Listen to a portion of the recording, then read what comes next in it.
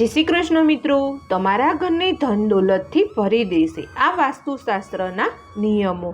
Number 1, पूजा रूमनी सफाई दर शनिवारे जरूर करो अने गंगाजळनो छटकाव करो।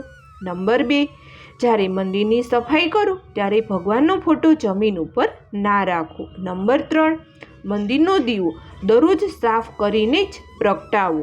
નંબર 4, પૂજા કર્યા પછી મંદિરને પડદાથી અવશ્ય ઢાંકી દો।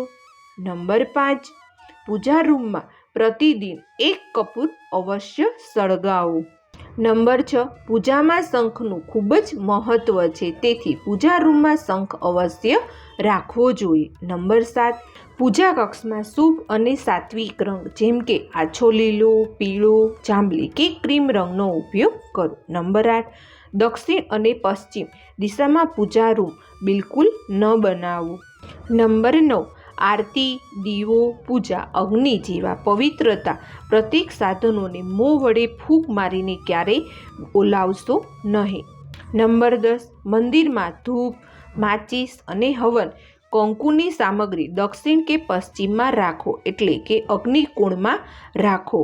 નંબર 11, વાસ્તુશાસ્ત્રમાં પૂજાની દિશામાં નક્કી કરવામાં આવી છે। ઘર કે ઓફિસમાં પૂજાનું સ્થાન ઈશાન દિશામાં રાખો, તેનાથી પરિવારમાં સુખ સમૃદ્ધિ વધે છે। ઉત્તર દિશા તરફ મુખ રાખીને કરવામાં આવતી પૂજા ધન પ્રાપ્તિ માટે લાભકારી અને પૂર્વ દિશા તરફ મુખ રાખીને પૂજા કરવાથી શુભ ફળ મળે છે અને ખૂબ જ ચમત્કારિક લાભ પણ મળે છે। નંબર 12, ઘરમાં સવારે થોડા સમય માટે ભજન અવશ્ય વગાડવા જોઈએ। નંબર 13, ઘરમાં સાવરણીને હંમેશા છુપાવીને રાખો અને જેવી જગ્યાએ રાખો ત્યાં કોઈનો આવતા જતા પગ ન પડે અને સાવરણીને હંમેશા નીચે પડેલી રાખો, ઊભી સાવરણી ક્યારેય ન રાખવી જોઈએ। નંબર 14, ઘરમાં બૂટ ચપ્પલ રાખવા માટે એક નિશ્ચિત જગ્યા બનાવો। બૂટ ચપ્પલ જ્યાં ત્યાં વેરવિખેર કે ઊભા જતા ન રાખો, તેનાથી ઘરમાં અશાંતિ ઉત્પન્ન થાય છે અને માતા લક્ષ્મી ક્યારેય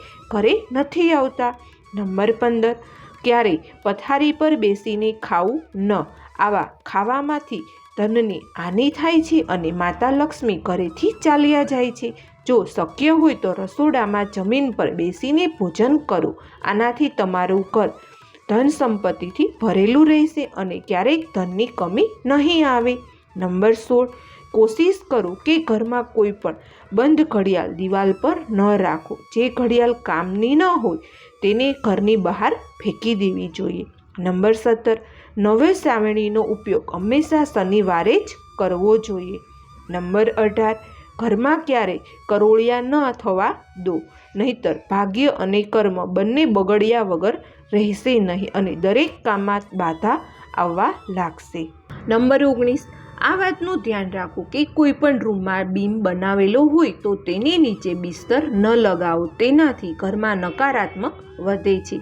આવામાં કોશિશ કરો કે બીમ પર કોઈ પણ વસ્તુ ન રાખો, ત્યાં બેસી કે સૂવું પણ ન જોઈએ। નંબર 20, જો તમારા ઘરમાં કોઈ સદસ્ય હંમેશા બીમાર રહે છે તો ઘરમાં મીઠાના પાણીથી પોતું કરો, તેનાથી ઘરમાં નેગેટિવ દૂર થાય છે। નંબર 21, વાસ્તુશાસ્ત્ર અનુસાર સ્વસ્થ જીવન અને લાંબા આયુષ્ય માટે તમારે હંમેશા દક્ષિણ દિશા તરફ માથું અને ઉત્તર દિશા તરફ પગ રાખીને સૂવું જોઈએ। આ દિશામાં માથું રાખીને સૂવાથી વ્યક્તિને ધન, સુખ અને સમૃદ્ધિ અને કીર્તિ પ્રાપ્ત થાય છે। નંબર 22, જો તમારા ઘરમાં વધારે દવાઓ છે અને તેનાથી ઘણી દવાઓ તમારે તેની જરૂર નથી તો તેને ફેંકી દો। જો આમ ન કરવા આવે તો દવાનો બીમારીને આમંત્રણ આપે છે। નંબર 23, પૂર્વ દિશા તરફ માથું રાખીને સૂવાથી સ્મૃતિ, એકાગ્રતા અને સ્વાસ્થ્ય સારું રહે છે અને મનુષ્યની આધ્યાત્મિક વૃત્તિ વધે છે। વાસ્તુશાસ્ત્ર પ્રમાણે છાત્રોને ખાસ કરીને સ્મૃતિ અને એકાગ્રતા વધારવા માટે પૂર્વ દિશા તરફ મોઢું રાખીને સૂવું જોઈએ। નંબર 24, વાસ્તુ અનુસાર ભોજન કરવા માટેનું ઉત્તમ સ્થાન પશ્ચિમ દિશા છે। ઘરની પશ્ચિમ દિશામાં બનેલો ડાઇનિંગ હોલ ખૂબ જ શુભ છે। આ દિશામાં ભોજન કરવાથી માં અન્નપૂર્ણા પ્રસન્ન રહે છે। નંબર 25, વાસ્તુશાસ્ત્ર પ્રમાણે પશ્ચિમ દિશા તરફ માથું રાખીને સૂવાથી પણ તમને ફાયદો થાય છે, કારણ કે આ દિશામાં પ્રસિદ્ધ અને પ્રતિષ્ઠા અને સમૃદ્ધિમાં વધારો કરે છે. નંબર 26, આ પણ ધ્યાન રાખો કે ભોજન કક્ષની સામે ઘર મુખ્ય દરવાજા અથવા તો શૌચાલય ન હોવું જોઈએ, નહીંતર માનસિક સંકટ રહે છે. નંબર 27, દક્ષિણ અને ઉત્તર દિશા તરફ મુખ રાખીને ભોજન બિલકુલ ન કરો. આ સેહતની દ્રષ્ટિએ બિલકુલ સારું નથી. નંબર 28, રસોડામાં પીવાનું પાણી ઉત્તર તરફ પૂર્વ દિશામાં રાખવું જોઈએ. નંબર 29, રસોડામાં ગેસ દક્ષિણ અને પૂર્વ દિશામાં રાખવો જોઈએ. નંબર 30, રસોડામાં પાણી અને આગ ક્યારેય એકબીજાની સાથે ન રાખવા જોઈએ. ફ્રેન્ડ્સ, જો તમને આ મારો વિડીયો પસંદ આવ્યો હોય તો વિડીયોને લાઇક કરજો, શેર કરજો અને સબસ્ક્રાઈબ કરજો. બાજુમાં આવેલું બેલ આઇકોન દબાવી ઓલ વિડીયોની નોટિફિકેશન તમને મળતી રહેશે. તો મારા વિડીયોને શેર કરો, લાઇક કરો અને સબસ્ક્રાઈબ કરો. જય માતાજી, જય શ્રી કૃષ્ણ મિત્રો. વિડીયોને અંત સુધી સાંભળવા બદલ તમારો ખૂબ ખૂબ આભાર.